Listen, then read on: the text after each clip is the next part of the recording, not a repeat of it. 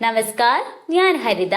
ഹിന്ദി വിത്ത് ഹരിത എന്ന ചാനലിലേക്ക് എല്ലാവർക്കും സ്വാഗതം. ഇന്നത്തെ ക്ലാസ്സിൽ നമ്മൾ പഠിക്കാൻ പോകുന്നത് സീഗടി മച്ചിലി സൂക്കി ക്യോ നഹി എന്ന ലോക്കഥയാണ്.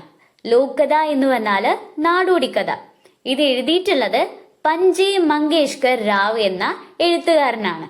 സീഗടി മച്ചിലി, മച്ചിലി എന്ന് പറഞ്ഞാല് മീനാണ്, മത്സ്യാണ്.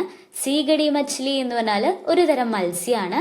സൂഖി ക്യോ നഹി, എന്തുകൊണ്ട് ഉണങ്ങിയില്ല. സീഗടി മച്ചിലി എന്തുകൊണ്ട് ഉണങ്ങിയില്ല എന്നാണ് നമ്മുടെ നാടോടിക്കഥയുടെ പേര്. ഈ നാടോടിക്കഥയില് മത്സ്യത്തൊഴിലാളികളുടെ ജീവിതത്തിലെ സംഘർഷത്തോടൊപ്പം ഒരു രസകരമായ ഇൻസിഡന്റ് കൂടി ചിത്രീകരിച്ചിട്ടുണ്ട്. നമ്മുടെ പ്രകൃതിയിലുള്ള എല്ലാ ജീവജാലങ്ങളുടെയും ജീവിതം പരസ്പരം കണക്റ്റഡ് ആണ്, ബന്ധപ്പെട്ടിരിക്കുന്നു എന്ന് നമുക്ക് ഈ ഇൻസിഡന്റിലൂടെ മനസ്സിലാക്കാൻ പറ്റും. അപ്പൊ നമുക്ക് ഈ നാടോടിക്കഥ വായിച്ച് ഇതില് മത്സ്യത്തൊഴിലാളികളുടെ ജീവിതത്തിലുള്ള സംഘർഷങ്ങൾ എന്തൊക്കെയാണ്, പിന്നെ ഈ രസകരമായിട്ടുള്ള ഇൻസിഡന്റ് എന്താണെന്ന് വായിച്ച് മനസ്സിലാക്കാം. സമുദ്രക്ക് കിനാരെ ഏക് ഗാവ് ഥാ. സമുദ്ര എന്ന് പറഞ്ഞാല് കടലാണ്, കിനാരെ തീരത്ത്, ഏക് എന്ന് പറഞ്ഞാല് ഒന്ന്, ഒരു എന്നുള്ള അർത്ഥമൊക്കെ വരും. ഗാവ് എന്ന് പറഞ്ഞാല് ഗ്രാമം. കടലിന്റെ തീരത്ത് ഒരു ഗ്രാമം ഉണ്ടായിരുന്നു. ഗാവ് മേ ഏക് മച്ചുവാരെ കാ പരിവാർ രഹത്താ ഥാ. ഗാവ് മേ എന്ന് പറഞ്ഞാല് ഗ്രാമത്തില്, മച്ചുവാര എന്ന് പറഞ്ഞാല് മീൻ പിടിക്കുന്ന ആള്, മുക്കുവൻ, മത്സ്യത്തൊഴിലാളി എന്നൊക്കെ അർത്ഥം വരും. പരിവാർ എന്ന് പറഞ്ഞാല് ഫാമിലി, കുടുംബം എന്നുള്ള അർത്ഥമാണ്.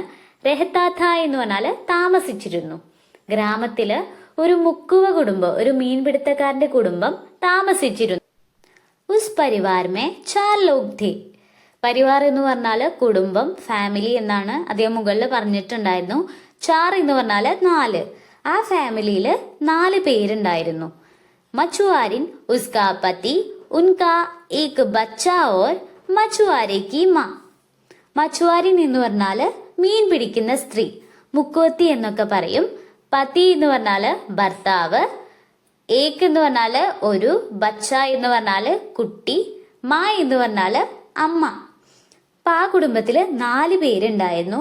അതിലൊരു മീൻ പിടിക്കുന്ന സ്ത്രീ, ഒരു മുക്കുവത്തിയും അവളുടെ ഭർത്താവും അവരുടെ ഒരു കുട്ടിയും അതേപോലെ മീൻ പിടിക്കുന്ന ആളുടെ ഒരമ്മയും ഉണ്ടായിരുന്നു. ഈ നാടോടിക്കഥയിൽ എന്താ പറയുന്നത്, കടലിന്റെ തീരത്ത് ഒരു ഗ്രാമം ഉണ്ടായിരുന്നു. ആ ഗ്രാമത്തിൽ ഒരു മുക്കുവ കുടുംബം താമസിച്ചിരുന്നു.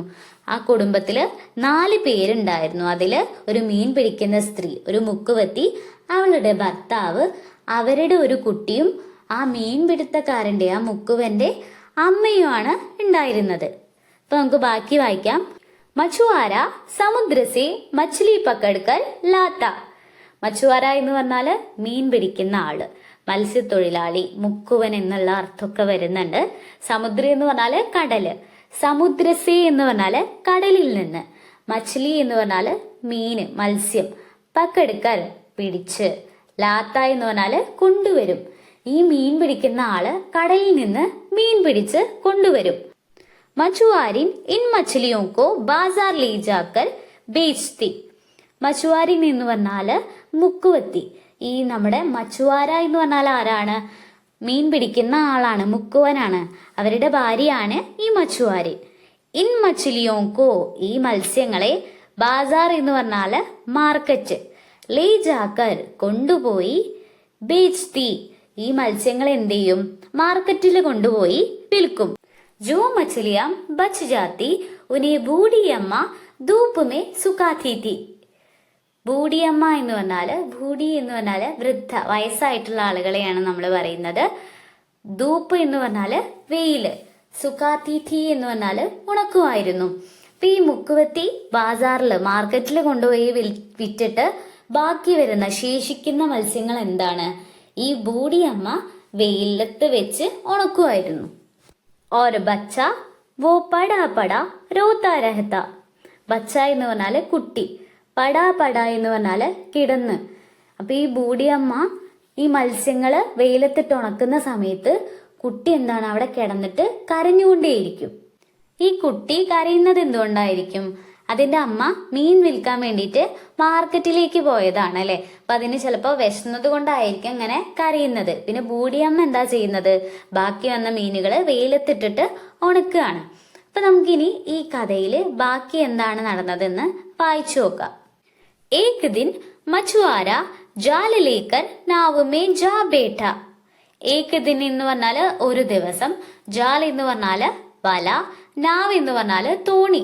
അപ്പൊ ഒരു ദിവസം ഈ മീൻ പിടിക്കുന്ന ആള് മുക്കുവൻ എന്ത് ചെയ്തു? വലയുമായി തോണിയിൽ പോയിരുന്നു. മച്ചുആരിൻ മച്ചലിയാം ബേച്ചനെ കെ ലിയെ ബാസാർ ചലി ഗയി.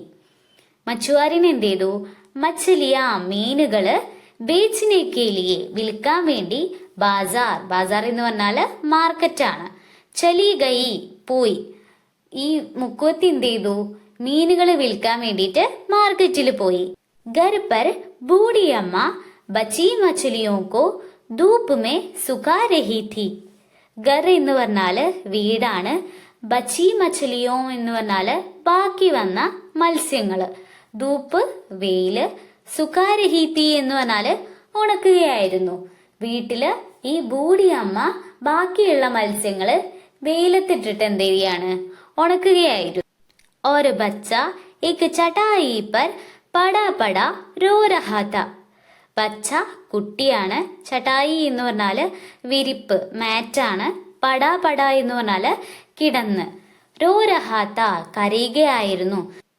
ഈ കുട്ടി ഒരു വിരിപ്പിൽ കിടന്നിട്ട് ഇങ്ങനെ കരയായിരുന്നു. ബൂഢിയമ്മ ചബൂത്തരെ പർ ബൈഠി ഥി. ചബൂത്തര എന്ന് പറഞ്ഞാല് പ്ലാറ്റ്ഫോം, കൈവരി എന്നുള്ള അർത്ഥാണ്. ബൂഢിയമ്മ കൈവരിയില് ഇരിക്കുകയായിരുന്നു. वह एक हाथ से बच्चे को सहला रही थी और दूसरे से कौओं को भगा रही थी. ഹാത്ത് എന്ന് പറഞ്ഞാല് കൈയാണ്, സെഹലാ രഹീത്തി എന്ന് പറഞ്ഞാല് തലോടുകയായിരുന്നു. കൗവ കാക്കയാണ്, ബഗാ രഹീത്തി എന്ന് പറഞ്ഞാല് ഓടുകയായിരുന്നു. ഈ ബൂഢിയമ്മ ഒരു കൈ കൊണ്ട് കുഞ്ഞിനെ തലോടുകയായിരുന്നു, മറ്റൊരു കൈ കൊണ്ട് കാക്കയെ ഓടിക്കുകയായിരുന്നു. ഈ നാടോടി കഥയിലെ ഈ ഭാഗത്ത് നമുക്ക് മുക്കുവരുടെ നിസ്സഹായാവസ്ഥ കാണാൻ പറ്റുന്നുണ്ട്. ഇങ്ങനെ കുട്ടി ഇങ്ങനെ കടന്ന് കരയുമ്പോഴും അതിന്റെ അമ്മ അതിന്റെ കൂടെ ഇല്ല. അമ്മ എന്ത് ചെയ്യാണ്? മീനുകൾ വിൽക്കാൻ വേണ്ടിയിട്ട് മാർക്കറ്റിൽ പോയി. അച്ഛന് വലയെടുത്തിട്ട് തോണിയിൽ പോവുകയും ചെയ്തു. ആകെ ഈ കുഞ്ഞിനെ നോക്കാനുള്ളത് ബൂഢിയമ്മ മാത്രമാണ്. പക്ഷെ ബൂഢിയമ്മയ്ക്കും ബാക്കി വന്ന മീനുകൾ ഉണക്കുന്ന ജോലിയുണ്ട്. അപ്പൊ ഈ ഉണക്കുന്ന മീനുകളിൽ കാക്ക വന്നിരുന്നാല് അതിനെയും ഓടിക്കുകയും ചെയ്യണം. അപ്പൊ ഈ കുഞ്ഞിനെ നോക്കുകയും അതിനെ ഓടിക്കുകയും ഒക്കെ ചെയ്യേണ്ട ജോലി ആർക്കാണ്? ബൂഢിയമ്മയ്ക്കാണ്. അപ്പൊ ഇവർ ഒരുപാട് ബുദ്ധിമുട്ടിയിട്ടാണ് ജീവിക്കുന്നതെന്ന് നമുക്കിവിടെ വായിക്കുമ്പോൾ മനസ്സിലാക്കാൻ പറ്റുന്നുണ്ട്. അപ്പൊ നമുക്ക് ഈ നാടോടി കഥയുടെ ബാക്കി എന്താണെന്ന് വായിച്ചു നോക്കാം. ഷാം ഹോഗയി. ഷാം എന്ന് പറഞ്ഞാല് ഈവനിങ്, വൈകുന്നേരം. ഹോഗയി ആയി, വൈകുന്നേരമായി. സമുദ്ര സെ മछुआरा और बाजार से उसकी बीवी लौटने ही वाले थे. സമുദ്ര, കടല്, ബാസാർ എന്ന് പറഞ്ഞാല് മാർക്കറ്റ്, ബാസാർ സി മാർക്കറ്റിൽ നിന്ന്, ബീവി എന്ന് പറഞ്ഞാല് ഭാര്യ. കടലിൽ നിന്ന് മീൻ പിടിക്കുന്ന ആള്, അതായത് നമ്മുടെ മുക്കുവനും മാർക്കറ്റിൽ നിന്ന് അദ്ദേഹത്തിന്റെ ഭാര്യയും തിരിച്ചു വരാൻ നിൽക്കുകയായിരുന്നു, തിരിച്ചു വരാൻ പോവായിരുന്നു. ബൂഢി അമ്മാനെ സോച്ച ഷാം ഹുയി अब मैं सीगड़ी मछलियों को समेट कर अंदर ले आओ. ബൂഢി അമ്മാനെ സോച്ച, ബൂഢി അമ്മ ചിന്തിച്ചു. ഷാം ഹുയി വൈകുന്നേരമായി. മേ എന്ന് പറഞ്ഞാല് ഞാനാണ്, സമേട്കർ എന്ന് പറഞ്ഞാല് വാരിക്കൂട്ടി. അപ്പൊ ഈ ബൂഢിയമ്മ ചിന്തിച്ചു, വൈകുന്നേരമായി, ഇനി ഞാൻ സീഗടി മീനുകളെ വാരിക്കൂട്ടി അകത്തേക്ക് കൊണ്ടുപോവാം. ഉസ്നെ ബരാംദേ മേ പടി മछलियों को छूकर देखा. ബരാംദ എന്ന് പറഞ്ഞാല് വരാന്ത, ചൂക്കർ ദേഖ എന്ന് പറഞ്ഞാല് തൊട്ടുനോക്കി. ഈ ബൂഢിയമ്മ വരാന്തയിൽ കിടക്കുന്ന മീനുകളെ തൊട്ടുനോക്കി.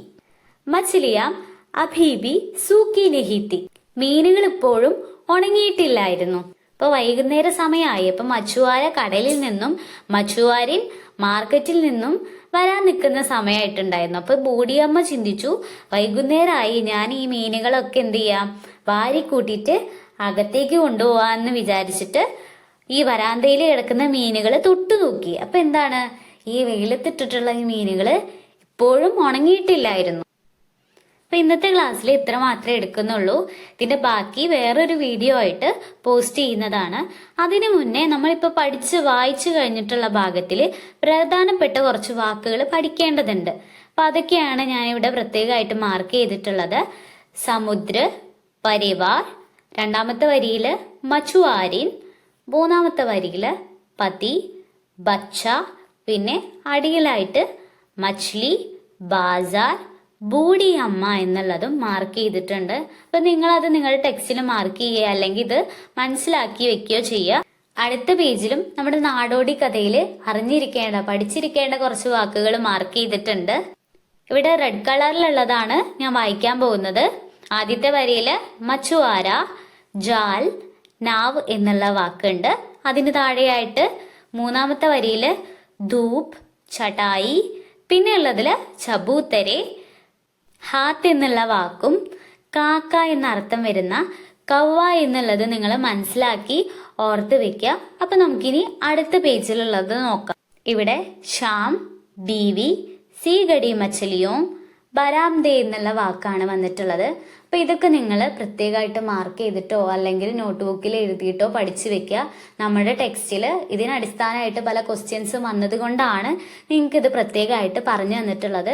അപ്പൊ അതൊക്കെ നിങ്ങൾ മനസ്സിലാക്കി നന്നായി അർത്ഥം മനസ്സിലാക്കിയിട്ട് പഠിക്കുക.